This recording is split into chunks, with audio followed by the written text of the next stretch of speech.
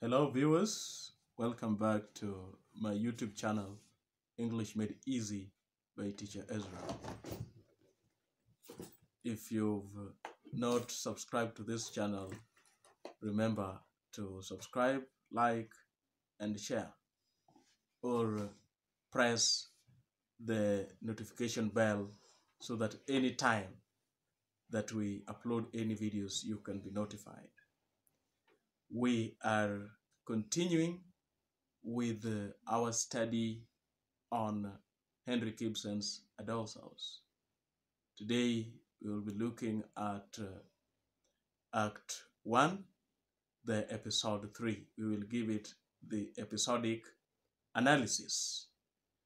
From Act 2, yesterday, we gathered the information that Nora herself took Torvald to the south, having procured the 250 pounds needed for that journey.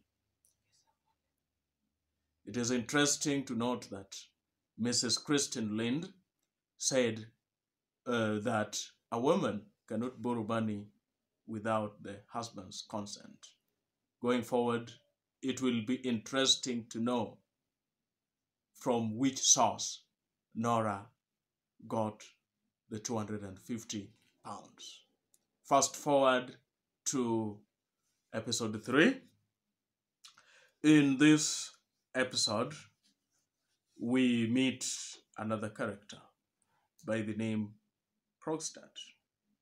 Krogstad comes to the Helmers with one purpose. He tells Nora that he has a small post at the bank, and then he has just heard that Torvald is going to be made the bank manager. So he has come to talk to Torvald over that. What is interesting, what I find interesting from this visit is the reaction that Mrs. Lind and Nora have towards Krogstad, and it evokes some kind of a suspicion. We are left wondering and asking the question, why do these women behave the way they do towards Krogstad? Let us look at Mrs. Lind's reaction. If we look at page 23 of this text, then we see at the entrance of Krogstad at the door, we see Mrs. Lind. Mrs. Lind starts, trembles, and turns to the window. If you look at Nora, her unwelcoming nature is shown when she bows indifferently to him. And let us also consider the questions that Nora also asks Krogstad. Nora asks, "You, what is it? What do you want to see my husband about?"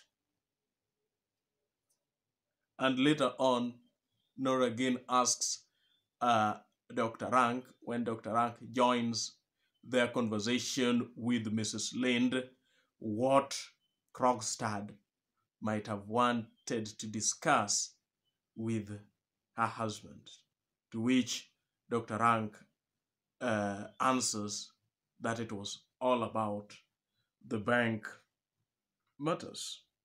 Another interesting point to note is that Mrs. Lind states during their conversation with Nora, when Krogstad has been let in to Torvald, he has gone in to see Torvald.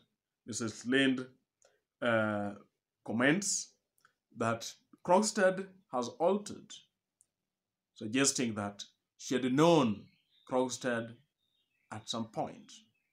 to which she says that Krogstad was a solicitor's clerk at the town. Another important point to note is that Mrs. Lind tells Nora that she hears that Krogstad engages in some business, to which Nora says she does not know about the business. So then Nora will later on become deceitful if we come to realize that she is at this point engaging in any form of business with Krogstad. But this time she says, she tells Mrs. Lind that she does not know any of the businesses that Krogstad engages in. From the conversation between Mrs. Christine Lind and Nora, we also come to realize that Krogstad made a very unhappy marriage.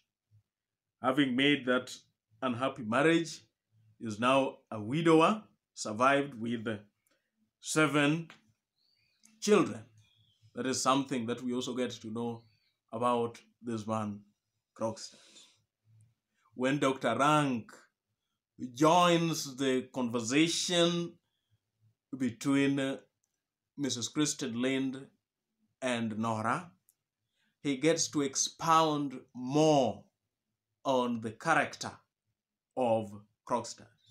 He gets to give us the CV, the curriculum vitae for Krogstad. He says that Krogstad has a bad moral disease. It's a bad case of a moral disease. There is a dramatic irony that is seen when Dr. Rank tells Nora that Nora does not know about Krogstad. But later on, we will come to realize that Nora may even know Krogstad more than Dr. Rank does. Nora again comes out as a liar, and it is interesting. It is very interesting to see Nora always lying. Nora is always deceitful and kind of a hypocrite. She says she does not know Krogstad, and she also goes on to say that she does not know if Krogstad holds any position at the bank. Yet when Krogstad arrived at the Helmers, Krogstad told her that he holds a certain small post at the bank, and for that reason he came to discuss business matters with Torvald. So she appears as a liar. It is also interesting to see how Dr. Rank really gets critical about moral corruption, to show that a subject matter being discussed in this episode is the moral decadence. There is corruption, there is moral decay in this society. In page 26, Dr. Rank asks Mrs. Lind this: I don't know whether you find also in your part of the world that there are certain people who go zealously sniffing about to smell out corruption, and as soon as they have found some, put the person concerned into some lucrative position where they can keep their eye on him.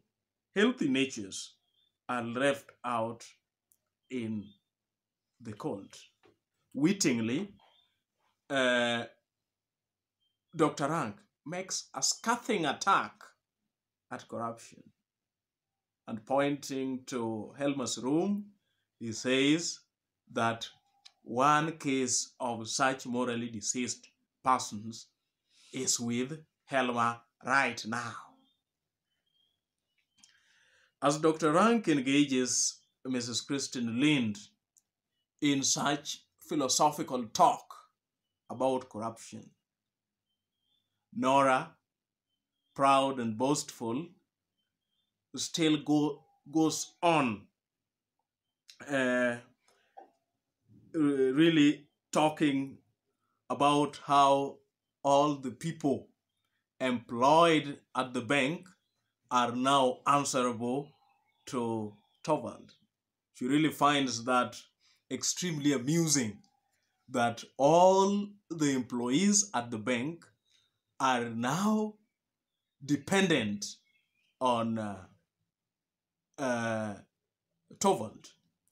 This reminds me of something about American literature. The writers like Frederick Douglass, like Harriet Tubman. If you study the life of a slave through such writings, the Afro-American literature, you come to realize that the slaves have been dehumanized to a point that they suffer and they lavish in the success of the slave masters. You will even find slaves fighting over whose master has a wonderful car, whose master has a wonderful mansion.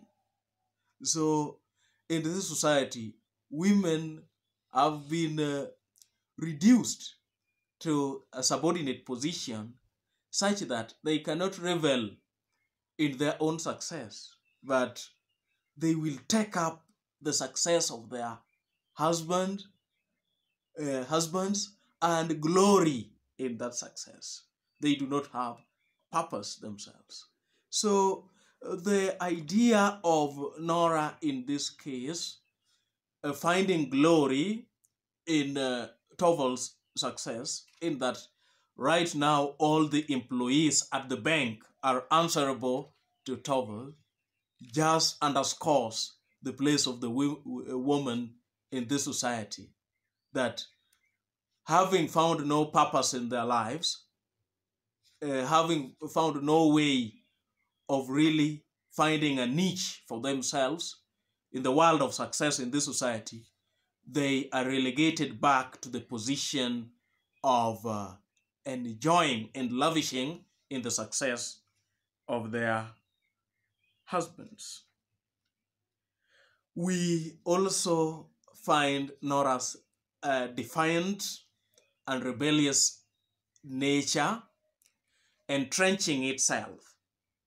So the end of this text should really not be a surprise to someone who has been keenly watching Nora. As we know, Nora is forbidden from taking macaroons. And it is very interesting to see the reason that Nora gives as to why Torvald would not want her to take macaroons. He says, Torvald, that macaroons will spoil Nora's teeth. So Nora is this kind of a lady who is to amuse Torvald. She is there to be beautiful. She is there to be a doll, to please Torvald. And the only reason for Nora not taking macaroons is that Nora must maintain her beauty so that she can decorate Torvald's house. No other reason. That also underscores the place of the woman in this society. In page 16, when we were in discussing episode 2, Nora had promised Mrs. Lind to persuade Torvald into finding her a position at the bank. And now in page 28 in this episode 3, Nora finally manages to convince uh, Helma into uh, finding for Mrs. Kristen Lind a position at the bank. Nora surely said in page 16 that she is going to broach the topic cleverly. And how does Nora finally broach that topic cleverly to convince Torvald into finding for Nora for Kristen Lind a position at the bank? Nora says to Torvald that Mrs. Lind is tremendously clever at bookkeeping. She goes on to say that Mrs. Lind is frightfully anxious to work under some clever man. So it really takes praise. It really takes holding Torvald up in a pedestal in order to convince Torvald to allow Christine find a position at the bank. Then lastly, Nora says that she is sure that Torvald will do something for Kristen Lind for her sake. So in this threefold entreaty, Nora finally persuades Torvald to find for Mrs. Kristen Lind a place at the bank. Though in a subtle way, we are able to see some element of corruption in Torvald promising to find for Kristen Lind a position at the bank.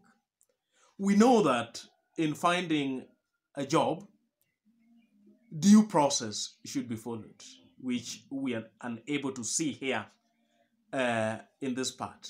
We know that when someone is to be employed, when there is a vacancy, then the vacancy should be advertised.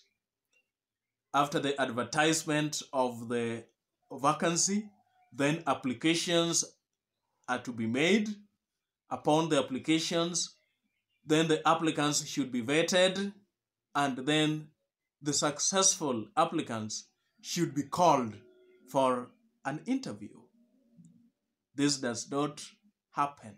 There seems to be some roadside declaration by Torvald that can pass as the misuse of his newfound office of the bank manager. Viewers, this brings us to the end of the analysis for episode 3 of Act 1. The next time we meet, it will be interesting to go on with this discussion to episode 4 of Act 1. If you've not subscribed to this channel, remember to like, subscribe, comment, and share for more videos.